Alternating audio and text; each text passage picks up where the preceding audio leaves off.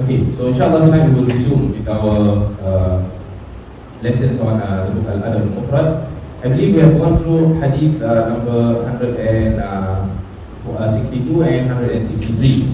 Okay, but I don't want to read the hadith, I just want to go through some important points. 63, okay, 163. In which the Prophet Sallallahu Alaihi Wasallam commanded Abu Dhar, okay, or told Abu Dhar after giving him a slave, treat him well.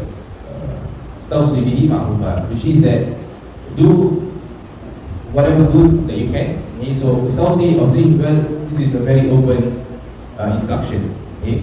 So it's like as though I'm telling you, do good to this neighbor of yours, do good to this friend of yours. So you can choose, you have many options, right? You can choose to give him food, you can choose to meet him at his house, you can choose to always drive him around, whatever. Okay? But Abu Dhar chose to free the slave. Okay? Once the slave is free, that's it, he becomes a free person, he's not under Abu Dhar anymore. Okay?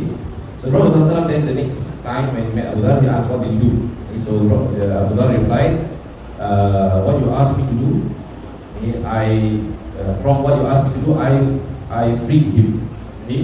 And the point over here is that the Sahaba, okay, the Sahaba radiallahu anhum, whenever they receive or whenever they hear something from the Prophet sallallahu alaihi wasallam, they will try to the very best to do the highest level of it. Okay? And this is the point that we want to take. It's not about the slave, or it's not just about that, but it's the adab itself. Okay? And this adab is very valuable and very important during our times, in which people take their religion not seriously. Yeah, and this is the hard truth. I need to say, and that's it to say. Okay? And it's not an accusation to people. It's like a reminder. I'm not accusing anybody of not being serious in their religion, no. Okay? But sometimes we need these kinds of reminders to make us awake. Okay? It's not enough. Okay? The time that we give for our religion is not enough. Okay? And the time, and if you compare the time that you give for other things, other worldly things such as your job, your family, for example, your holidays, okay? And then you compare the time that you give for your religion, it's not in comparison. Okay? That is already enough for you to identify that. Okay? And Allah gives a warning for us to take those who do not take their religion seriously as people who are with us. And the worldly life has already drowned them, okay? And distracted them to a point where they are always affected by the worldly life. And therefore, things that they lost, things that they earn will always affect them very deeply. Okay? Family, wealth, these are the two main things, of course. Okay? When people lose things, they'll be like, oh, I got no job now, problem now. Okay? But my prayers are not okay, my religion is not so okay, it's okay, never mind. But my job I don't have, it's a big problem for me. So mana ni Ustaz? Okay? So the point is, if you look at the way of the companions, all these are opposite of their way. When it comes to religion, they wouldn't find and they wouldn't choose what is the most convenient for them. What is the most easiest? Okay? What is the most, like, just a little bit small, just a small, as long as I give sadaqah, that is it, as long as I speak good to others, it's enough for me. It wasn't the case for them. Okay? They would try their best to do the highest. And this is where some of the misconceptions come in. Okay? Whereby, according to the scholars of fiqh, sunnah is a ruling. It's a ruling that they name it as sunnah. It's a ruling in which when people do a certain action, they will be rewarded, and if you don't do it, you won't be rewarded. Okay? This is the word that they use. Okay? And this is according to their own definition, of course. It's not wrong. Okay? However, people take this definition and apply it generally.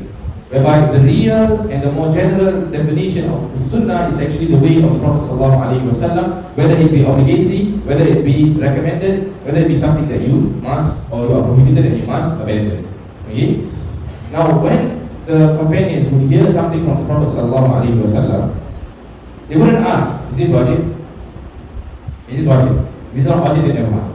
Okay? But they would see their own situation and they would look at their own capability. So some of them come to the Prophet ﷺ and say, and tell the Prophet ﷺ, Ya Rasulullah, for example, like the Bedouin came, if I were to do only the 5 arkan Islam, is it enough for me? Yes, it will be enough for you. and he went away, and the Prophet said, Aflaha al-Salam. He will be successful if he will to be truthful, because he knows his own capability. He knows that he can't do more than that. The same goes to another companion here, the Prophet and told Prophet Prophet asked him, what have you prepared for the hereafter? He said, my actions, my amal is not enough. وَلَكِنْ أُحِبُّ اللَّهَ وَرَسُولُهُ, but I love Allah and His Messenger. Al-mar'u ma'a man ahab. Prophet replied, the person is with those whom he loves. This does not mean that loving Prophet is enough. What it means is that if your love is true, from that love, it will step out, or it will produce things or effects which will be enough for you to ensure your success, even though you think it is not enough. Okay, and that's why it's not a matter of how many deeds you do or how much, but Allah subhanahu wa ta'ala says, لِنَبْلُوَكُمْ أَيُّكُمْ أَحْسَنُ عَمَلًا. The best of deeds, and the best of deeds is what some scholars mentioned, the tafsir of this verse, أَحْسَنُ عَمَلًا is أَصْوَبُهُ وَأَخْلَصُهُ. The most correct, the one which is most following the way of Prophet sallallahu alaihi wasallam, and the one which is most sincerely done for Allah subhanahu wa ta'ala. These are the two main points. It's not about how many deeds you do, it's about how well you do those deeds. This is what Allah wants to see from you. Okay? So, and this is the example that they reflect, the Sahaba, the companions. From an instruction of Prophet sallallahu alaihi wasallam, they will try to do the best. And this is what we find from Abu Dhar. I freely say, this is the best in my own opinion, in my perspective. Okay? Which is different from what people do today. When they hear that, oh, Rasulullah SAW buat ni, ini sunnah je. Ini sunnah, ni tak wajib. This is sunnah, this is not wajib. Okay? If you look at the time of the companions of Allah, some of them would even want to do more. And the Prophet SAW reprimanded them for this. Okay? I think I mentioned this in our last lesson. Okay? Three. Okay? There were three of them.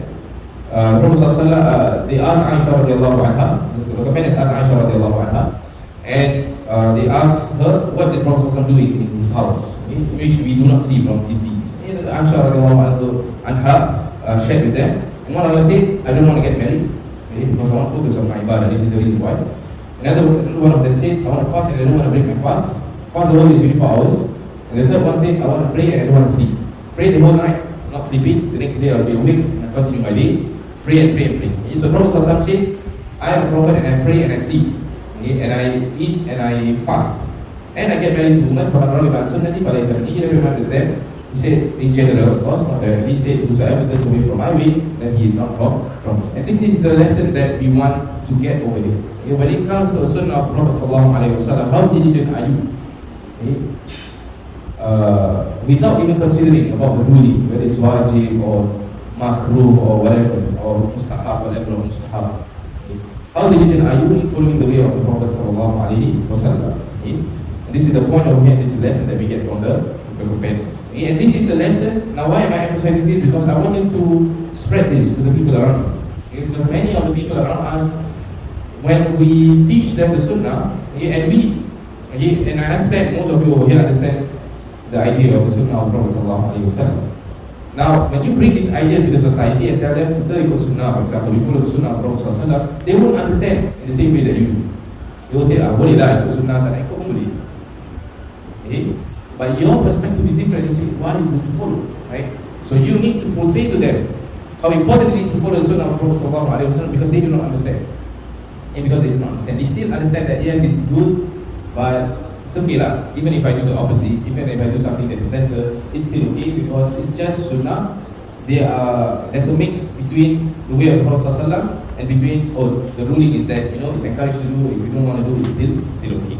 Okay, so the importance of the sunnah of Prophet ﷺ must be relayed to them. The way and the approach of the Sahaba must be relayed to the people around us. Okay? And this is what we learn from the Adab Al-Mufrad. Therefore, you understand, and I'm going to finish with this. You understand that knowledge cannot be complete without Al-Adab. Okay? Without morals, without Al-Adab, knowledge can never be complete. You can understand rulings, what is wajib, what is mustahab, but only with Adab, okay, you can attain and achieve completion of the knowledge, because you will know when you should be doing something, when you should be avoiding something truly. Okay, Wallahu a'lam.